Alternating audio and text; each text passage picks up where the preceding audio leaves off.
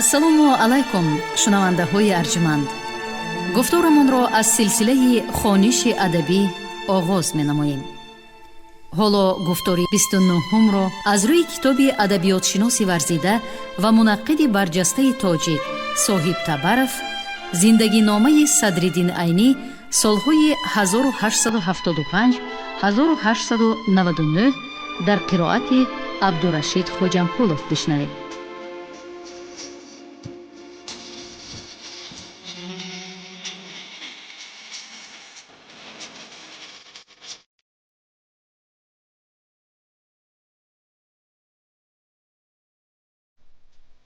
بعدتر خواهیم گفت که مخصوصاً بعد از آن که در آخر عصر 19 مدرس محمد اکرام دام الله اکرام از سفر دور و دراز مملکت‌های شرق اسلامی برگشت، طالب علمان و خواهشمندان و طلبگاران درس‌های مدرس دام الله محمد اکرام چی از قلمرو امارت بخارا و چی از خارج آن خیلی بسیار شدند و همه آنها درس‌های این مدرس را با ذوق و هوس بی اندازه شنیدن می‌خواستند. در پیش دام الله اکرام شریک درسان ما از 70 نفر بیش بوده، در هر روزه درس از 60 نفر زیادتر اینها حاضر می شدند. حولی دام الله اکرامچه بسیار تنگ بوده، بر بالای بام خانه نشستی درونیش بالاخانه بنا کرده وی را به خود درس خانه قرار داده بود. همانجا جلد 7 صحیفه 60 به خاطر می آورد عینی آن روزهای تحصیل و تعلیم خود را در نزد این مدرس و عالم معروف زمان خود از روی معلومات و تعیینات و تحقیق و آموزش عقیده و جهانبینی و افکار مدرس دام الله محمد اکرام به خلاصه نآمدن ممکن نیست که این علامه مشهور به مثل احمد مخدوم دانش، شاهین، صهبا، تحسین، سامی و دیگر هم مسلکان آنها به ملا بچه صدرالدین از سالهای اولی تحصیلش در مدرسه در جریان تعلیم و علم آموزیش تأثیر کلان معنوی و مفکوروی مخصوصاً ادبی و بدیعی و ایجادی زمان نو را رسانیده است. گرچند بیشترین ملا بچگان، شریک درسان، همسبقان و شاگردان در درسهای مدرس دام الله محمد اکرام خود را با فهم و بالانشین وانمود می کردند، فهمیده نفهمیده دو به دو، سه به سه فریاد می کردند و گویا آنها با هم در مناظره افتاده بودند. ملا بچه صدرالدین حس می کند که 80% آن طلبگان چیزی را نفهمیده بودند. با همه این وقتی که به کوچه برآمدند مناظره را که با زوری دام الله بس کرده بودند از سر نو سر می کردند. هرگاه که به جاهای سیرآدم کوچه می رسیدند آوازشان باز هم بلندتر و یکدیگر را دشنام دادنشان باز هم تیز و تندتر شدن می گرفت. معلوم بود که آنها با این حرکتی خود ملا بچه خوشفهم بودن خود را به آدمان فهماندن می خواستند. صدرالدین عینی کلیات جلد 7 صحیفه 60.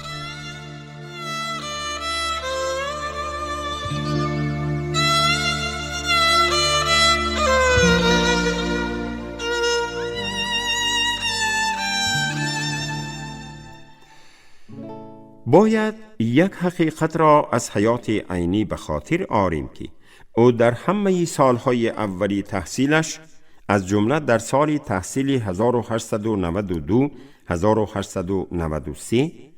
تنها در نزد ملا عبدالسلام، ملا بازار، ملا عویز خوجندی بر این مدرسان کنجکی خیش تعلیم می گرفت، تحصیل علم می کرد و درسها را در درسخانه ها غیر از درسهای دام الله محمد اکرام با گروه های کلان نمی گذراند و با یگان قاری جماعی دیگر ملا بچگانی به او مقبول نبوده قرابتی و نزدیکی و رابطه‌ای نداشت. اما از همین سال تحصیلی 1892-1893 کار رنگ دیگر می گیرد. از سال 1892 سر کرده در وقت تعلیم در نزد دامالله محمد اکرام در گروهشان با چنین قاری‌های جماعه شناس می گردد. در جریان خوانش گروه خود صدرالدین تدریجاً با خلق و اطوار قاری‌های جماعهش شناس می شود. عینی در این باره نوشته بود: از روی عادت درسخانه‌های بخارا در هر گروهی که درسشان یک بوده در پیش یک مدرس می خوانده باشند، یک نفرشان قاری جماعه تعیین می شد. صدرالدین عینی، کلیات، جلد 7، صفحه 60.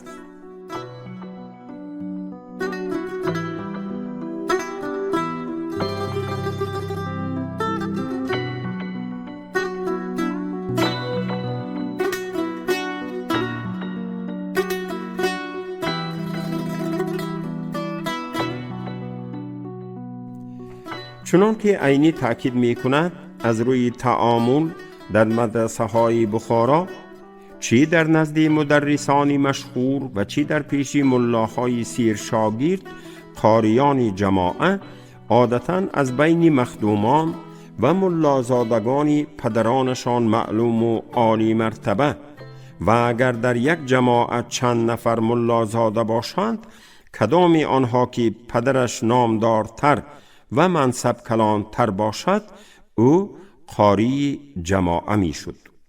همانجا جلد 7 صحیفه 60. در جماعه‌ای که صدرالدین در گروه دامالله محمد اکرام می خواند، در سال تحصیلی 1892-1893 چنین قاری جماعه که با تعبیر امروزه وی را سردار صنف می نامند و یکی از مخدومان کلان ملازادگان منصب بلند قاضی کلانزاده حساب می یافت، دادری شریف جان مخدوم قاضی کلانزاده غفور جان مخدوم تعیین کرده می شود. قاری غفور جان مخدوم سوادی قضایی نداشت و علم و دانش را نمی پرستید و مرغباز و ورتیشباز، بیدانباز و هم صحبتانش نیز مرغبازان و بیدانبازان بخارا بودند و حتی خودش بعضاً به قرطبازی هم ذوق داشت و مشغول می شد. عینی تأکید می کند که قاضی کلانزاده غفور جان مخدوم برعکس برادری دانشمند و با معرفتش قاضی کلانزاده شریف جان مخدوم تماماً بی سواد بوده، حتی الف را از ب فرق کردن نمی توانسته است. بنابر همین خود قاضی کلانزاده غفور جان مخدوم از یکی از طالب علم جماعه اشان ملا بچه صدرالدین خواهش می کند که در مکالمه درس تیار کنی به او مددگار شود.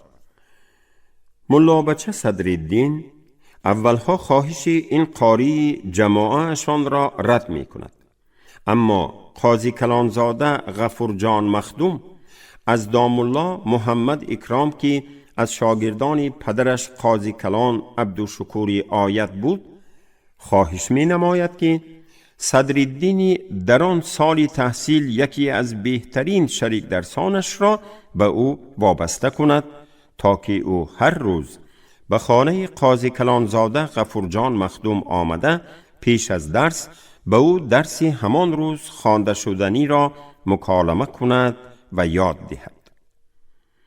بعدها عینی تفصیل این واقعه و سبب حقیقی رد کردنش را این طور بیان کرده است: اما سبب حقیقی رد کردنم اول این بود که این کار مکالمه، درس تیار کنی یا که گفت و شنیدی دو نفر در بالای یگان مسئله برای من بسیار دشوار و بی منفعت بود.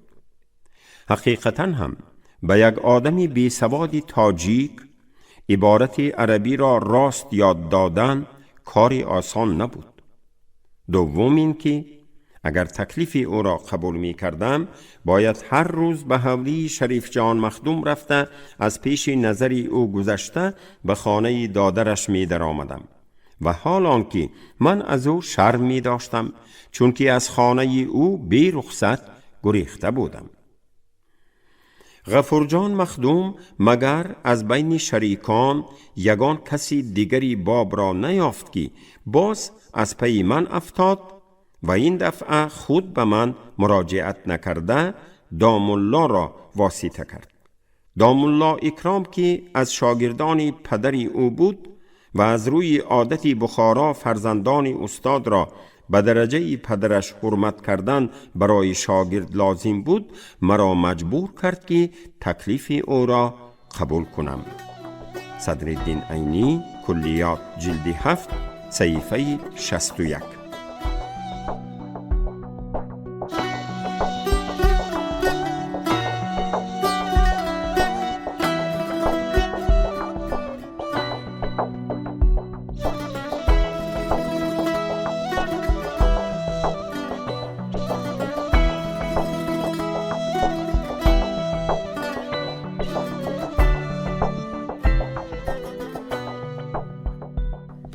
یکم از جمله های فقه معلوم می گردد که ملا بچه صدرالدین با غفور جان مخدوم برین شریک درسانی بی سوادش مکالمه نمودن را تماما نمی خواسته است.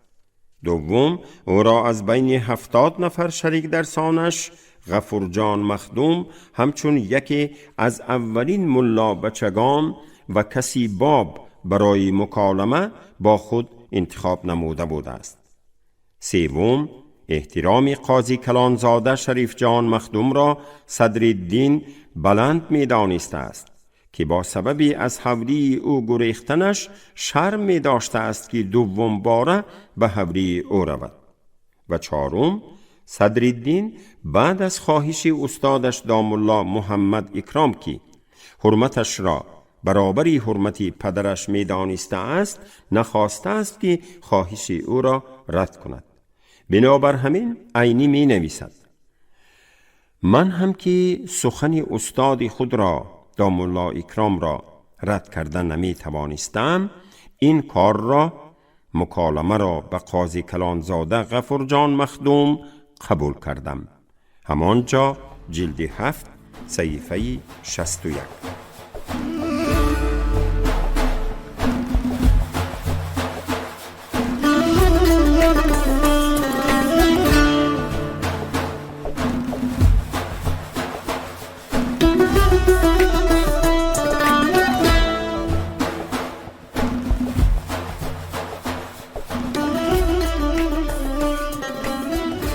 با همین راه با مدد مدرس دام الله محمد اکرام، قاضی کلانزاده غفور جان مخدوم صدرالدین را برای خود برای مکالمه درس تیار کنی انتخاب می کند و صدرالدین هر روز درس همان روز خوانده شدنی را به او یاد می دهد و تکرار می کند.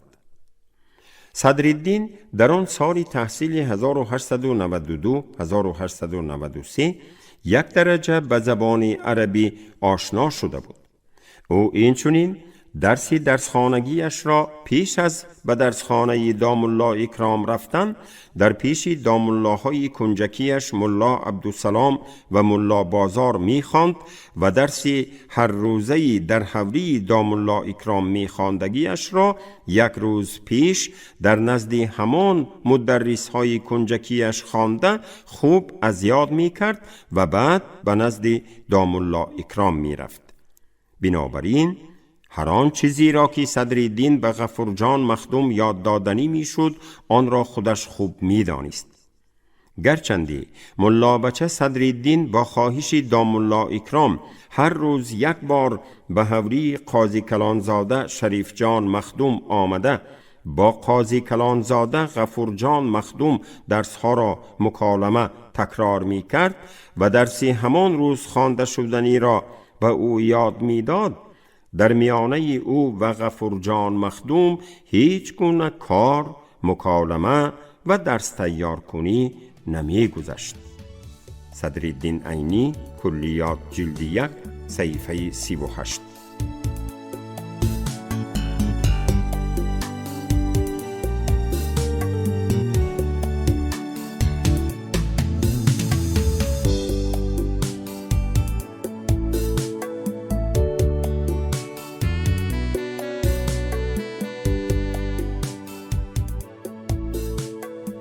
اما او می نویسد بعدها عینی، در آموختن درس یک دیواری پاخسه برین تماماً بی حس بود و 1 ساعت زور زده عبارت درس خوانده شدنی را که از 2 سطر زیاد نبود به او به زور توتیوار یاد می کناندم. همانجا جلد 7، صفحه 62. عینی پیشتر از این در جای دیگر نوشته بود: من به او، قاضی کلانزاده غفورجان مخدوم، عبارتی درس خوانده شدنی را کلمه کلمه یاد می دادم. او هم توتیوار تکرار می کرد و از روی از من یاد گرفتگیش به پیش دامالله اکرام می خواند. عینی، کلیات، جلد 1، صفحه 38. از این دلیل ترجمه حالی روشن معلوم می گردد که صدرالدین در راه از برکردن علم و دانش، اساسهای مدنیت و صنعت، ادبیات بدیعی و مخصوصاً شعر و شاعری از بسیار شریک درسانش، مخصوصاً از قاضی کلانزاده غفورجان مخدوم برین 10 قاضی زادگان، ملا بچگان و مخدوم زادگان، ثروتمندان و بایانی کند ذهنی دیواری پاخسه جماعهشان خیلی پیش صف بوده است و یک قدر مناسبت و عزت و حرمتی من بعده خوجینی سابقش شریف جان مخدوم را نسبت به خودش حس می نمود و به خلاصه می آمد که او همچون شخصی عاقل و دانشمند از نادانی و جاهلی دادرش غفورجان مخدوم شرم می داشته است. وقتی که می نویسد در این باره عینی، من با او روبرو می شدم، با نوازشی حرمت آمیز به من معامله می کرد و آثاری یک نوع خجالت در چهره او پیدا می شد. حس می کردم که قاضی کلانزاده شده ایستاده به یک ملا بچه صحرایی، مردمی بخارا عموماً قشلاقه ها را صحرایی گفته تحقیر می کردند، پایلوچ محتاج شدنی دادرش برای او ناگوار بود و رگ کلانزادگی او را بلرزش آورده او را سرخ می کرد. صدرالدین عینی، کلیات، جلد 7، صفحه 62.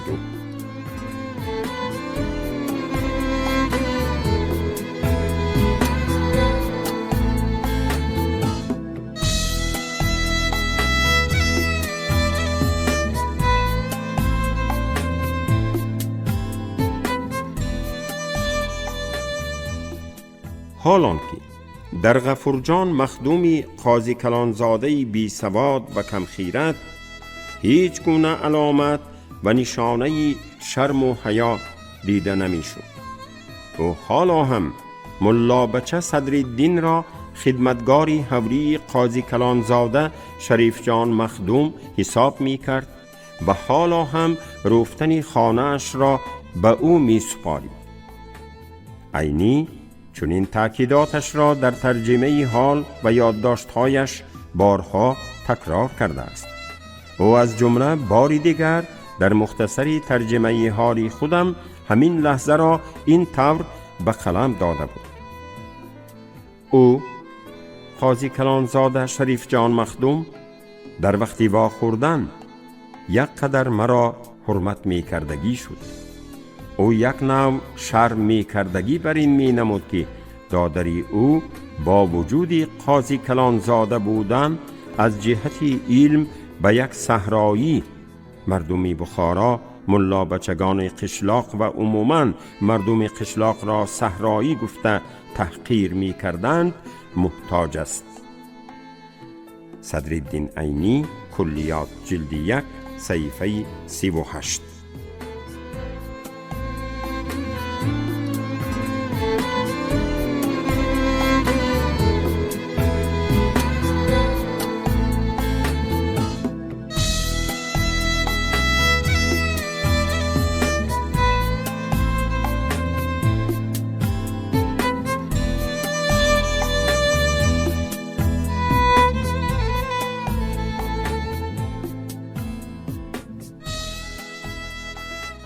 در همان سال تحصیل 1892-1893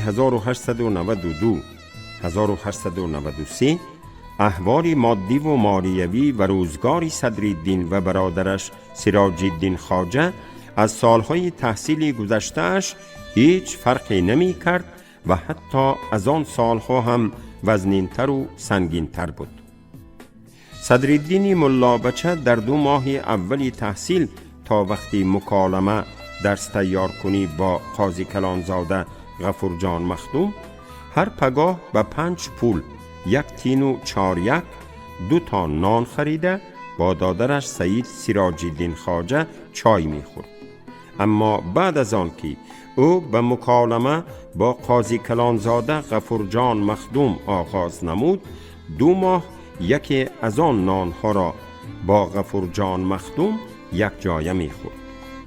نتیجه چنین کمخوری به سلامتی صدرالدین تأثیری منفی رساند. تنها پس از 2 ماه غفورجان مخدوم ممسک و خسیس از کاهیدن سلامتی معلمش خبردار شد و با پول خود خریدن نان را آغاز می نماید و صدرالدین از زندگی قوت لایموتانه خود رها می یابد. عینی در یادداشت‌ها همین لحظه ها را به طور ذیل به قلم داده است. اما دادرش از این کار هیچ شر نمی کرد. با وجود اینکه او به من محتاج بود، حالا هم رفتن خانه اش را به من می فرمود، گویا که حالا هم خدمتگاری برادرش شریف جان مخدوم باشم. هرچند دشوار باشد هم به این کار رفتن خانه اش عادت کردم. اما از این کار مکالمه به من یک دشواری دیگر روی داد که به وی طاقت کردن نمی توانستم. غفورجان مخدوم به من تعیین کرد که هر روز از نانوای خانه گذر 1 تا نان گرفته درآرم. او چای تیار کرده می ماند. ما هر دو در وقتی درس تیار کنی آن چای و نان را با هم می خوردیم. من عادت داشتم که هر پگاه به 5 پول 1 تین و 4 یک 2 تا نان می خریدم و با دادرم سید سراج الدین خواجه با چای می خوردیم. وقتی که مخدوم نان آوردن را به من فرمود، من باز مثل پیشتره 2 تا نان خریده 1 تاش را به او کم داده دیگرش را برده با مخدوم جان می خوردگی شدم. وقتی که این کار 2 ماه دوام کرد به جانم رسید، چون که 1 تا نان پگاهیم به نیم تا آمده بود. حتی من از روی آداب آهسته آهسته نان می خوردم. مخدوم باشد بی پروایانه برده های نان را به دهانش می تیقاند. به این حساب حقیقتاً 1 تا نان پگاهیم به 4 یک فرامده بود. این به صحت و قوت من بی تأثیر نماند. صدرالدین عینی، کلیات، جلد 7، صفحه های 62-63.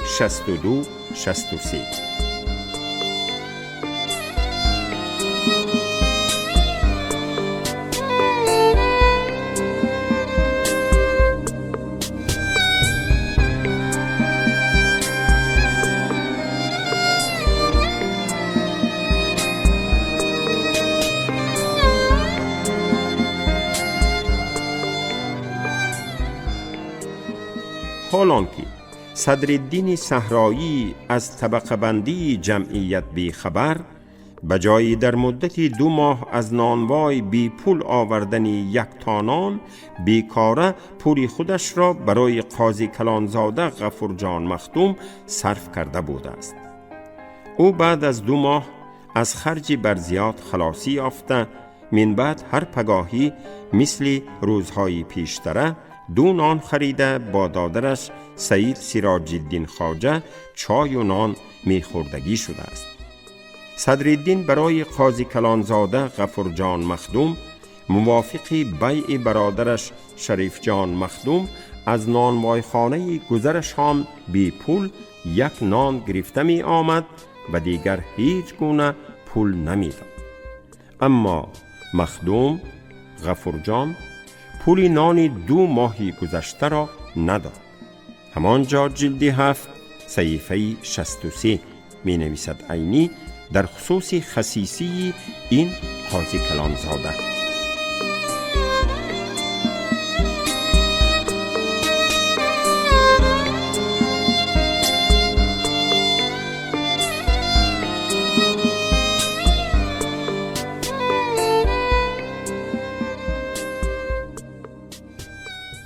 صدرالدین ملا بچه در سال تحصیل 1892-1893 در نزد دامالله محمد اکرام 2 درسی درسخانگی می‌خواند. او پیش از آغاز درس‌های دامالله محمد اکرام در نزد دامالله کنجکیش ملا عبدالسلام که مثل پیشتره در مدرسه میر عرب میزیست، باز از متن کافیه خواندن بابهای جداگانه آن را دوام می‌دهد. باز همین دامالله کنجکیش به صدرالدین از متن کافیه بابهای تا آن وقت نخوانده‌اش را در 2 درس می‌خواند. در برابر این صدرالدین در نزد تقایی همسبق و دوستش میر صالح میر قادر مخدوم که نامش تا حال به حقیر معلوم نیست، در مدرسه عالم جان 1 درسی خاطرخواهی با همین شریک درسش میر قادر مخدوم از مختصر الوقایه می‌خواند. صدرالدین این درسی خاطرخواهی را از مختصر وقایه که دایر به علم فقه بود و 2 سال از این پیش صدرالدین به آموزش آن در پیش ملا عویز خوجندی در مدرسه میر عرب شروع نموده ناتمام مانده بود، در حجره میر قادر مخدوم در مدرسه عالم جان در نزد این دامالله شاگرد طلب دوام می دهد. عینی بعدها به طرز اصول درس خاطرخواهی دادن تقایی شریک درسش میر قادر مخدوم و سبب مدرس شده نمی توانستنی چنین ملاها بهای مناسب داده به درس خاطرخواهی مشغول گردیدنش را این طور بیان کرده است.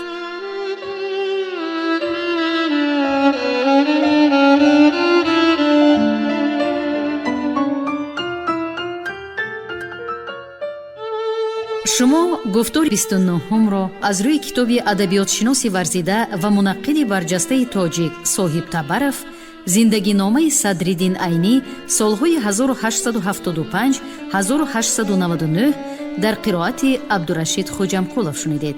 کارگردان شیرعلی نغزلی. پایان گفتار از سلسله خوانش ادبی. شاد باشید.